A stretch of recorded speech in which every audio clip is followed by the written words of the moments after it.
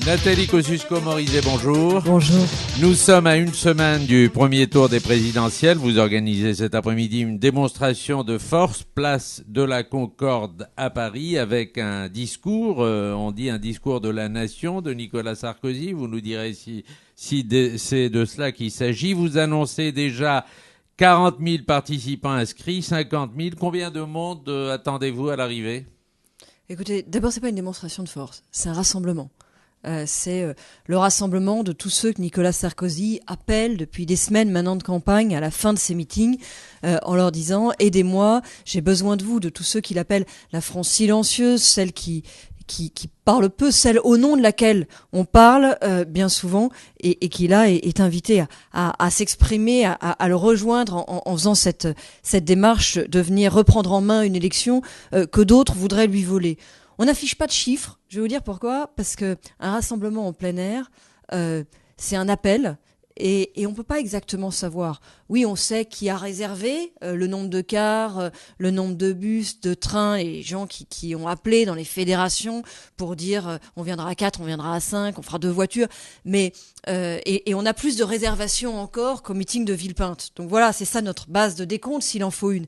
Mais c'est un rassemblement en plein air, tous ceux qui sont là, tous les Parisiens qui sont pas loin, même peut-être ceux qui n'avaient pas prévu de venir, ou tous ceux qui viennent de loin, ils sont les bienvenus. Ça va être un événement fondateur, que la parole à cette France silencieuse. Et puis, c'est un choix qui est fait que de se rassembler à ce moment-là, parce que cette élection présidentielle, elle est très importante, autour de Nicolas Sarkozy, autour d'un discours. Vous parlez d'un discours, vous avez raison, un choix très différent de celui du Parti socialiste, qui lui organise un concert.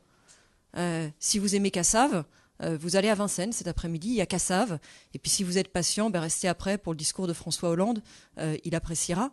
Il était manifestement pas sûr de rassembler sur son propre projet de discours, donc Cassave c'est bien, ça lui permet d'avoir du monde. Nous il y aura pas de concert. Alors il y aura pas de concert, mais il y aura la France. Est-ce qu'il faut s'attendre à des surprises ? On parle de surprises cet après-midi parmi les présents. Écoutez, je lis avec intérêt depuis des jours des articles qui sortent. Alors on annonce un tel. En général, ces articles sont faux. Et avec la même constance depuis des jours, je refuse de répondre à la question. Pourquoi ? Parce que c'est cet après-midi que ça se passe. Pourquoi vous voudriez qu'on vous dise tout à l'avance ? Pour un peu, vous voudriez qu'on vous donne le discours. Mais vous savez, on pourrait même pas, parce que Nicolas Sarkozy, il improvise aussi beaucoup. Il parle, il est dans cette espèce de dialogue direct avec les Français, avec ceux qui sont rassemblés là. Et donc, non, on vous dit pas les choses à l'avance. Venez. Et puis tous ceux qui nous écoutez, venez aussi. Vous êtes les bienvenus. Alors, vous êtes porte-parole de campagne de Nicolas Sarkozy. La presse parlait hier, Le Monde, notamment d'une division dans l'équipe de campagne sur la stratégie de fin de campagne, ouverture vers le centre ou pas. Il y aura une ouverture vers le centre dans le discours cet après-midi de Nicolas Sarkozy ? C'est des catégories de pensée qui sont complètement dépassées.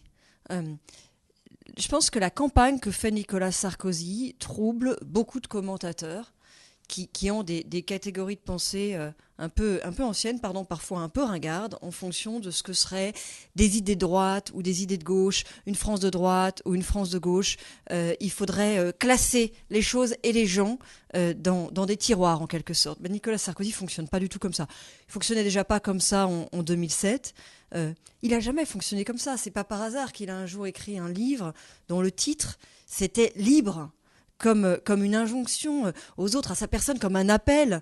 Et il fonctionne comme ça moins que jamais en 2012. Il fait des propositions.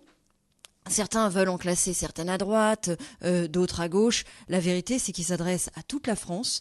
Il considère qu'on n'est pas assigné à résidence politique dans une France de droite ou dans une France de gauche, qu'il n'y a pas des propositions de droite ou des propositions de gauche. Il y a des propositions qui répondent aux problèmes, à l'appel, parfois à la souffrance des Français. C'est comme ça qu'il fonctionne. Et les commentateurs qui sont très troublés par cette manière de fonctionner, mais cherchent absolument à reconstruire une histoire avec d'anciennes catégories. C'est pas la réalité, c'est pas comme ça que ça se passe autour de lui. Alors, Nathalie Kosciusko-Morizet, les derniers sondages montrent que Nicolas Sarkozy et François Hollande restent au coude à coude au premier tour, mais que le candidat socialiste reste largement en tête au second tour. Qu'est-ce qui pourrait démentir ces sondages ? Écoutez, d'abord, les sondages ne sont pas la boussole de notre campagne. Et puis heureusement, parce que si c'était la boussole, on serait bien perdu. Ça marque tantôt le nord, tantôt le sud, suivant les instituts de sondage. Ils disent tous des choses différentes. Et finalement, la chose la plus constante qu'ils disent tous, peut-être le point commun qu'on peut leur retrouver tous, c'est une espèce d'incertitude dans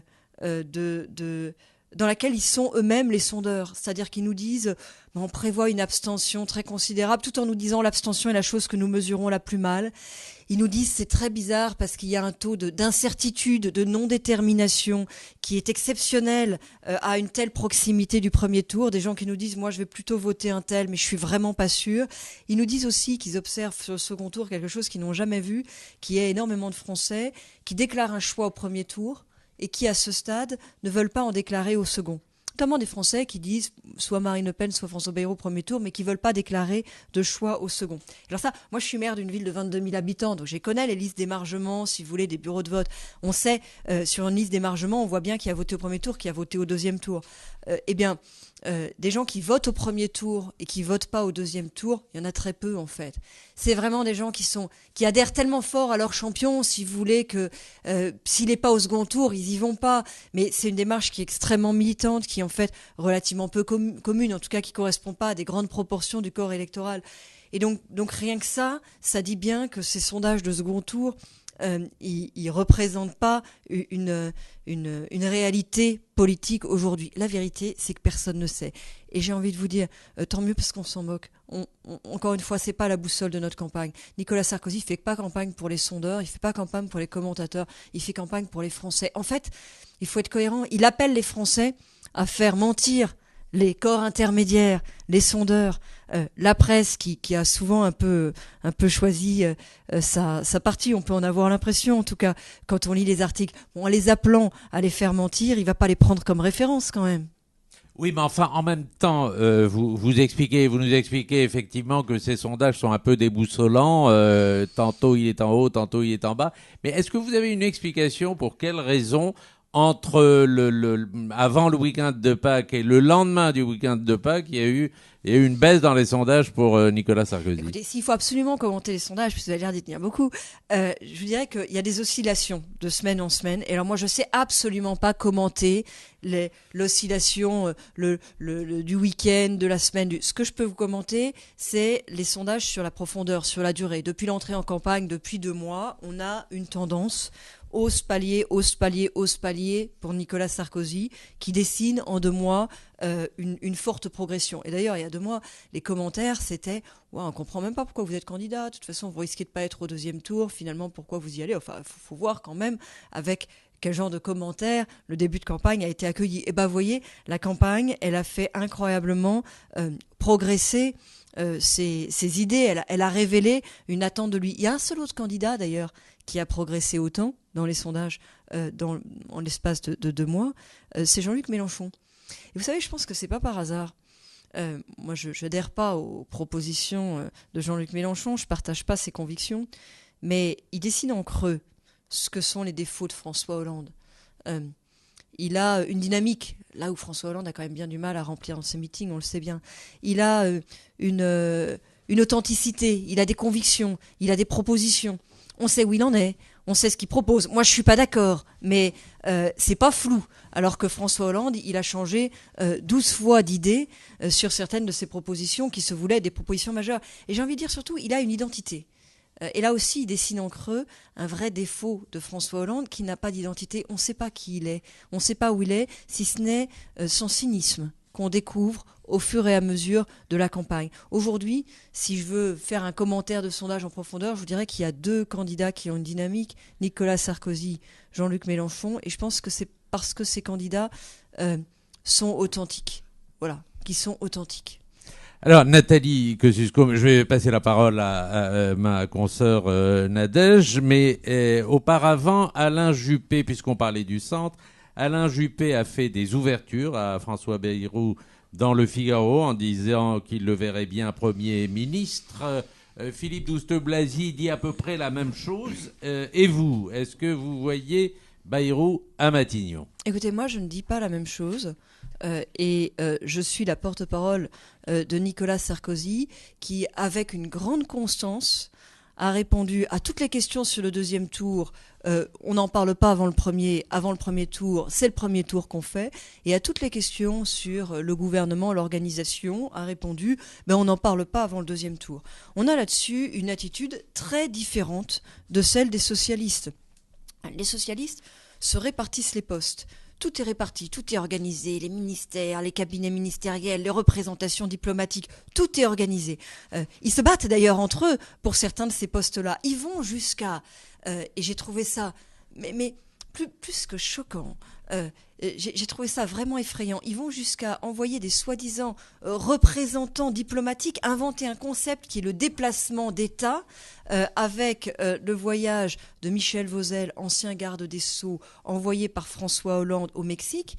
Un voyage qui, par ailleurs, faisait prendre des risques aux initiatives qui sont prises pour la libération de notre compatriote Florence Cassez. C'est de l'amateurisme, bien sûr. Mais c'est pas seulement de l'amateurisme, c'est aussi du cynisme. Parce que c'est prendre des risques pour la personne qui est dans une situation, on le sait, extrêmement délicate. C'est jouer une partie de son sort contre un gain politique. Mais c'est petit, mais c'est minable.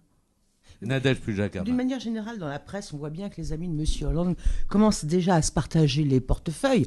Bon, vous venez de parler du cas de M. Vauzel, qui, comme un futur ministre des Affaires étrangères, s'était rendu au Mexique. Mais d'une manière générale, ça vous fait peur ou ça vous fait sourire, ce genre d'attitude ? Écoutez, je trouve ça navrant, en fait. S'il faut vraiment le résumer d'un mot, je trouve ça navrant. Choquant, mais aussi navrant. Ces gens-là, finalement, ne croient pas au suffrage universel, pensent que l'élection, c'est une formalité. Ils considèrent que c'est déjà fait. Ce serait tellement mieux si le peuple n'existait pas. Ce serait tellement mieux s'il n'y avait pas d'élection, puisqu'on a déjà tout organisé entre nous.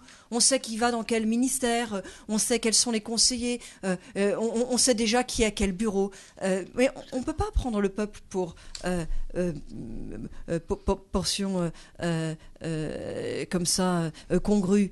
On ne peut pas considérer que l'élection, c'est une formalité. C'est l'inverse du débat démocratique qu'ils prétendent défendre et auquel ils prétendent participer. Et j'ai envie de vous dire, c'est pas seulement navrant, c'est aussi très cynique. Et je reviens quand même sur cet épisode du Mexique. Parce que non seulement François Hollande se croit élu, envoie un genre de représentation diplomatique pour préparer un sommet auquel participera le nouveau président de la République que les Français n'ont pas encore choisi, mais il le fait dans des conditions qui font, je répète, prendre un risque aux initiatives qui se sont engagées pour la libération de Florence Cassez. Donc il est dans l'arrogance, une arrogance incroyable de celui qui prétend faire abstraction de l'élection et s'en passer, mais il laisse aussi deviner, entrevoir ce que pourrait être sa gestion. Le cynisme, le gain politique personnel, individuel, contre le sort des autres. Nathalie Kosciusko-Morizet, on va parler de Nicolas Sarkozy, qui promet d'être un président différent. Qu'est-ce qui va changer s'il est élu pour un second mandat ? Ce qui est vrai, mais ce qui est évident, chacun peut le comprendre, c'est que le pouvoir transforme.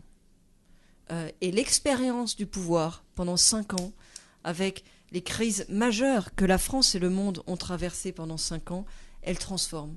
Moi, je suis surprise que les gens s'étonnent quand Nicolas Sarkozy dit « j'ai changé, j'ai appris des choses ». Mais c'est tellement normal. En 5 ans, tout le monde change, mais surtout en 5 ans de pouvoir, de cette expérience tellement incroyable, de conduire la France dans ces crises, bien sûr, on en sort transformé. Et moi, je le vois qui travaille avec lui. Oui, il est transformé. Oui, probablement, il y a des choses qu'il ferait différemment aujourd'hui. Il a, par exemple, une attention aux autres, à ce qui fait la fragilité et les forces en même temps, mais la fragilité aussi des uns et des autres. Il l'a dit souvent aussi, une prise en compte de cette réalité qui est qu'on ne peut pas tout arranger pour tout le monde. Il faut tout essayer, mais il y a des choses auxquelles on ne peut pas apporter une solution et il faut avoir cette humilité-là aussi. Oui, bien sûr, il est transformé par le pouvoir. Bon, et puis il y a l'expérience. qui est importante, qui, moi, je pense, va être un enjeu aussi dans cette entre deux tours, entre les candidats qui seront présents entre deux tours, parmi lesquels, je l'espère, Nicolas Sarkozy. Parce que conduire un pays comme la France, ça s'improvise pas. On le voit à travers les initiatives malheureuses, par exemple celle que j'évoquais au Mexique de François Hollande. Oui, mais justement, François Hollande nous dit aussi ce matin dans le journal du dimanche que tous les textes parlementaires sont prêts pour cet été s'il est réélu. S'il est élu, pardon. Mais justement, en parlant de réélection, je voulais parler de monsieur Sarkozy, si lui est réélu. Et après des législatives qui, logiquement, devraient vous donner la majorité. Alors, qu'est-ce qui se passe ? Le président, il convoque le Parlement, ou alors tout le monde part en vacances et puis on attend la rentrée. D'abord, Nicolas Sarkozy, il a un projet, il a une vision, il a des propositions, mais il n'a pas cette arrogance de dire tout est prêt. Dire tout est prêt, c'est quand même un peu s'asseoir sur le choix des Français. Et s'asseoir aussi sur le débat démocratique, parce qu'il y a un Parlement. Les lois, les projets, elles se débattent avec le Parlement. Les réformes, elles se discutent, pour certaines, avec les partenaires sociaux. C'est assez marrant d'entendre François Hollande qui explique tout le temps qu'il va falloir concerter, discuter, qui pendant cette campagne nous a fait une liste de grands débats nationaux, de grandes consultations, de tables rondes. Et tout ça est exact, Madame la porte-parole, mais vous ne répondez pas à ma question. Et je vais répondre à votre question. Oui, non, mais j'y mets le temps. J'ai des choses à dire. Je vais répondre à votre question. Nicolas Sarkozy a une vision et des propositions très claires.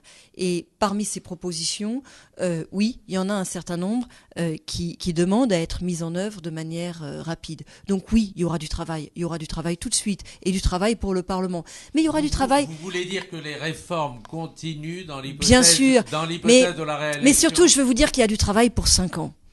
On a travaillé et transformé la France pendant 5 ans. Et ça commence tout de suite au mois de juin. Mais il y a du travail aussi dans les 5 ans qui viennent. Moi, c'est peut-être une critique principale que j'ai vis-à-vis du fameux programme en 1 an de François Hollande. Il nous prépare une genre de programme enrichi, très dense. Alors ça commence par énormément de cadeaux d'ailleurs, on augmente l'allocation de rentrée scolaire, on bloque le prix du pétrole, on fait des choses très chères, probablement pas possibles d'ailleurs pour certaines, dont on ne sait pas comment on les finance, on fait plein de cadeaux et puis après au bout d'un an, mais qu'est-ce qu'on fait ? Moi, c'est pas ça le gouvernement de la France, si vous voulez. Ça fonctionne pas comme ça. Le gouvernement de la France, c'est un projet, c'est une vision, c'est des propositions. On les met en œuvre en temps et en heure. Naturellement, il y a certaines qui sont plus urgentes que d'autres. Nicolas Sarkozy, par exemple, a annoncé son intention de mettre en place très rapidement le versement de la retraite au 1er du mois. Aujourd'hui, les retraites, elles sont payées au 8 du mois. Bon, il faut qu'on paye son loyer au 1er. Bon, mais les retraites, elles sont payées au 8 du mois. C'est pas bien. À partir de quand C'est pas bien normal. Sont-elles payées à partir du 1er ? À partir de quand ? Ils veulent mettre en place le plus vite possible. C'est-à-dire au mois de juillet, 1er juillet. Le plus vite possible, oui, c'est l'idée. Le plus vite possible. Et pourquoi on peut le faire maintenant ? Parce qu'évidemment, la question qui vient, c'est mais pourquoi vous l'avez pas déjà fait ? Pourquoi on peut le faire maintenant ? Mais on peut le faire maintenant parce qu'on les a réformées, les retraites. Parce que pour pouvoir payer les retraites au 1er du mois, il faut être sûr de pouvoir les payer tout court. On sait bien qu'on vit de plus en plus longtemps. Il fallait travailler de plus en plus longtemps. C'était une réforme qui n'était pas facile à faire parce que c'est pas agréable à entendre toujours qu'on va travailler plus longtemps, mais c'était nécessaire. On avait 10% des retraites qui n'étaient pas financées, pour lesquelles on empruntait pour pouvoir les verser. Nicolas Sarkozy a d'abord réformé le système des retraites. Aujourd'hui, ça y est, les retraites sont garanties. Elles sont toutes garanties. On n'a pas avoir besoin d'emprunter pour payer les retraites. Et donc, il propose aux Français d'aller plus loin et qu'on puisse les verser au 1er du mois. C'est ça, si vous voulez, la logique du projet de Nicolas Sarkozy. C'est pas, on va raser gratis. Non, il faut faire des efforts. Il faut faire des efforts. Mais parce qu'on fait des efforts, on peut aussi progresser ensemble dans une société plus juste et plus dynamique. Je peux vous donner d'autres exemples de réformes urgentes. Je vous donne un autre exemple, et toujours dans la même idée, il y a ce qu'on a fait, et il y a la manière dont on peut le prolonger. Bon, on a mis en place l'exit tax. L'exit tax, c'est pour les gens qui veulent quitter la France et qui voudraient exercer des plus-values après leur départ de la France, en fait. Mettre leur argent à l'abri en quittant la France pour ne pas payer d'impôts sur les plus-values qu'ils exercent. Ça, c'est en œuvre depuis le 3 mars 2011. Nicolas Sarkozy propose aujourd'hui d'aller plus loin et de mettre en place une fiscalité sur les exilés fiscaux. Non pas une fiscalité punitive, non pas, comme le voudrait François Hollande, une fiscalité sanction, quelque chose qui a vocation à faire fuir les gens. Non, c'est tout le contraire d'ailleurs. L'objectif, c'est plutôt de les inciter à rester, de leur dire, votre impôt sur le capital, vous paierez le même si vous êtes en France ou si vous êtes à l'étranger. Donc restez plutôt en France et investissez dans l'économie française. Et ça, c'est quelque chose qu'on peut mettre en place très rapidement. Destination principale pour les exilés fiscaux. Il faut renégocier une convention avec eux. On peut le faire probablement relativement rapidement. Je vous donne d'autres exemples. Nicolas Sarkozy baisse les charges patronales. En fait, il transfère une partie des charges du financement de la sécurité sociale, de la protection sociale qui pèse aujourd'hui sur les charges et donc sur le travail, vers la TVA anti-délocalisation qui permet de faire payer aussi nos importations et la CSG patrimoine. Il propose de faire la même chose sur la partie cotisation salariale. Donc d'un côté, on baisse les charges patronales. Ça, c'est pour la compétitivité des entreprises. Ça nous permet d'avoir des entreprises plus compétitives, d'avoir un site France plus attractif, d'éviter les délocalisations. Et il propose aussi de baisser les cotisations salariales. Et ça sert à quoi ? Ça sert à ce qu'il y en ait plus sur la feuille de paye. Ça rapproche le salaire net du salaire brut. On a tous été surpris une fois dans notre vie, et notamment au moment du premier salaire, de voir la différence entre le brut et le net. Le brut, c'est en haut de la page, c'est bien, le net, c'est en bas, c'est moins bien.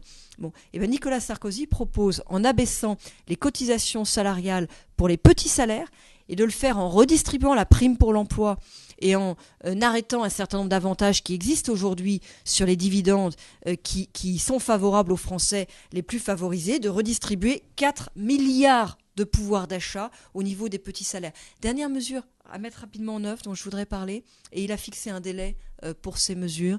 Ce sont des mesures qui concernent des discussions à avoir avec nos partenaires européens sur les frontières. Les frontières en matière d'immigration, les frontières en matière économique. C'est cette idée, cette philosophie que je voudrais partager avec vous, que pour être ouvert, il faut justement avoir des frontières. Il faut savoir quelles sont nos propres limites, ce qu'on accepte et ce qu'on n'accepte pas. Il faut savoir qui nous sommes d'une certaine manière. Vous savez, c'est avoir une identité, c'est pas... et on le sait bien sur RCJ, c'est pas être agressif ou fermé face au monde, c'est justement pouvoir s'ouvrir au monde parce qu'on sait qui on est. Ça veut dire réformer ensemble le dispositif de Schengen, qui fonctionne bien pour la libre circulation des personnes à l'intérieur de l'Europe, mais qui fonctionne mal pour la protection de la frontière extérieure de l'Europe. On sait par exemple aujourd'hui que la frontière entre la Grèce et la Turquie, c'est une passoire. Il y a 130 km, c'est une passoire. Il y a probablement de l'ordre de 150 000 migrants clandestins qui la traversent tous les ans. Après, ils vont dans les pays dans lesquels le système social est le plus favorable en Europe, c'est-à-dire souvent la France. Et ça pèse sur nos comptes sociaux, c'est un problème. Les frontières, c'est aussi les frontières économiques. C'est la proposition de Nicolas Sarkozy de mettre en place ce que les Américains ont déjà mis en place. Ça existe depuis des années chez eux, le Buy European Act, c'est-à-dire la possibilité de réserver nos marchés publics à des entreprises qui fabriquent en Europe. On a des pays qui n'ouvrent pas leur marché. Le Japon, ils ont ouvert seulement le secteur de l'eau. Tous les autres secteurs, c'est fermé. La Chine, ils ont gardé tous les secteurs fermés. Donc vous ne pouvez pas avoir de marché public là-bas quand vous êtes une entreprise européenne. C'est très compliqué. Mais ils peuvent venir chez nous. Ils peuvent candidater sur nos marchés publics. Est-ce que c'est bien normal ? Eh bien, Nicolas Sarkozy propose d'appliquer une réciprocité complète. C'est pas agressif, c'est juste. Alors, Nathalie Kosciusko-Morizet, sur ce point précisément, vous prédisez le pire au plan économique si Hollande arrive au pouvoir, mais le pire est peut-être déjà là puisqu'on nous annonce, certains spécialistes, dès demain, une attaque des marchés financiers contre la France. Comment vous réagissez face à cette attaque ? Écoutez, d'abord, il faut voir les choses au fur et à mesure. Moi je ne sais pas d'où vient cette annonce ou cette menace. Je vois les choses comme elles sont déjà aujourd'hui. On a traversé des crises absolument majeures. Et la France a résisté dans les crises. Et les Français ont été protégés dans ces crises. Dire cela, c'est pas nier toutes les souffrances qui existent. Oui, bien sûr, on a un chômage important. C'est vrai, on a traversé, on est toujours dans une crise économique majeure. Mais regardons aussi et jugeons-nous, et jugeons ce qui a été fait par rapport à ce qui se passe dans les pays voisins. Qui a eu récemment des gouvernements socialistes en Europe ? Des gouvernements qui ont dépensé, qui n'ont pas voulu réformer, qui parfois ont fait semblant de réformer et qui finalement ont conduit leur pays dans le mur. La Grèce. La situation de la Grèce. Quels sont les Français qui ont envie de vivre la situation de la Grèce aujourd'hui ? L'Espagne. C'est pas faire insulte au gouvernement actuel que de dire qu'après 7 ans de gouvernement socialiste, ils sont en mauvaise situation. Oui, ils sont en mauvaise situation. Ils empruntent très cher sur les marchés. Ils sont obligés de faire des sacrifices considérables. On y baisse un certain nombre d'allocations. Dans certains de ces pays, on baisse les retraites, on baisse les salaires des fonctionnaires. Ils sont dans une situation très difficile. Pourquoi ? Parce qu'ils n'ont pas fait les efforts pendant des années. Nous ne voulons pas vivre ça en France. Le programme de François Hollande, c'est du miel aux oreilles. C'est des cadeaux en mai et en juin. On l'a bien vu, on comprend pourquoi. Il y a des élections législatives. On vous promet qu'on va vous augmenter de 25% l'allocation de rentrée scolaire, qu'on va bloquer les prix du pétrole. Mais c'est bien joli. Qui va payer ? Qui va payer ? Eh bien, vous savez quoi ? Il essaye de faire croire que ce sera quelques-uns, jamais le public auquel il s'adresse, parce qu'il est comme ça, François Hollande, il découpe les Français en tranches, en clientèle. Alors à chacun, il dit, vous allez voir, ça va être formidable, voilà ce que je vais faire pour vous, je vais vous donner tel... C'est les autres qui paieront. Mais la vérité, c'est que c'est tout le monde qui paiera. Et quand vous regardez de près le programme de François Hollande, il y a énormément d'impôts en plus, et c'est des impôts pour tout le monde. Je vous donne quelques exemples. Il veut baisser l'aide à la participation et l'intéressement. 5 milliards simples, ce grand projet gaulliste de la participation et de l'intéressement. Mais c'est les salariés qui le touchent, cet argent, qui ont de la participation et de l'intéressement. Il veut revenir sur la réforme des retraites, et on lui demande comment vous allez le financer. Il dit, je vais augmenter les charges patronales et les cotisations sociales. Mais augmenter les charges patronales, ça veut dire abîmer la compétitivité de nos entreprises, et augmenter les cotisations salariales, ça veut dire baisser directement le pouvoir d'achat des Français. Il veut mettre en place une cotisation pour la dépendance. Il n'a jamais dit sur qui et comment ça pèserait. Mais on devine bien que celle-là aussi, ce sera pour tout le monde. Il veut en finir avec le quotient familial. Il veut supprimer un certain nombre d'avantages fiscaux pour les emplois à la maison. Mais vous entendez bien qu'il y en a pour tout le monde. Alors, les cadeaux et les promesses, c'est tout de suite. Le paiement, les impôts et derrière les problèmes et la ruine, c'est pour pas loin aussi. Bon, Nathalie Kosciusko-Morizet, on a peu entendu les deux principaux candidats sur des problèmes de politique étrangère, ni sur l'Iran, ni sur la Syrie, ni sur le Mali. Ça veut dire que tout le monde est d'accord sur ces sujets ? Nicolas Sarkozy s'exprime régulièrement sur ces sujets, mais s'exprime beaucoup comme président. Naturellement, parce que vous savez, il y a la continuité de l'État, il n'y a pas vacances du pouvoir. La France est présente sur ces fronts-là. Comme candidat, vous l'avez entendu, et sinon je le redis, sur une grande initiative diplomatique qui veut lancer pour la paix au Proche-Orient jusqu'après l'élection s'il est réélu. Il l'a dit l'autre jour, il répondait à une question sur mais quelle sera votre première démarche ? Et elle dit, ma première démarche, ce sera une grande initiative avec le soutien de l'Europe sur la paix au Proche-Orient, parce qu'on sait ce qu'il faut faire et parce qu'il y aura une fenêtre, il y aura un créneau après cette élection. Qu'est-ce qu'il peut apporter de nouveau, Monsieur Sarkozy, qui n'a déjà été essayé sur cette question du Proche-Orient ? Mais vous savez comment c'est, Nadège Puljac, on sait plus ou moins ce qu'il faudrait faire, où sont les équilibres. Mais il faut trouver le moment. Il faut avoir les bonnes personnes. Il y a des fenêtres pour agir sur ces sujets-là. Et un candidat et un président qui vient d'être réélu, dont on sait d'ailleurs que c'est le dernier mandat, parce que dans la Constitution française, maintenant, on ne peut pas faire 3 mandats. Donc il y a cette espèce de... l'autorité et l'expérience d'un premier mandat, et en même temps la sérénité de ce début de deuxième mandat qui serait forcément le dernier, dans un contexte dans lequel aussi il y aura une élection américaine à l'automne, et on sait bien qu'il y a des fenêtres qui s'ouvrent et qui se ferment en fonction des élections américaines, eh bien, ça peut être un moment particulier et une chance pour la paix, oui. Nathalie Kosciusko-Morizet, porte-parole de campagne de Nicolas Sarkozy, merci d'avoir été avec nous.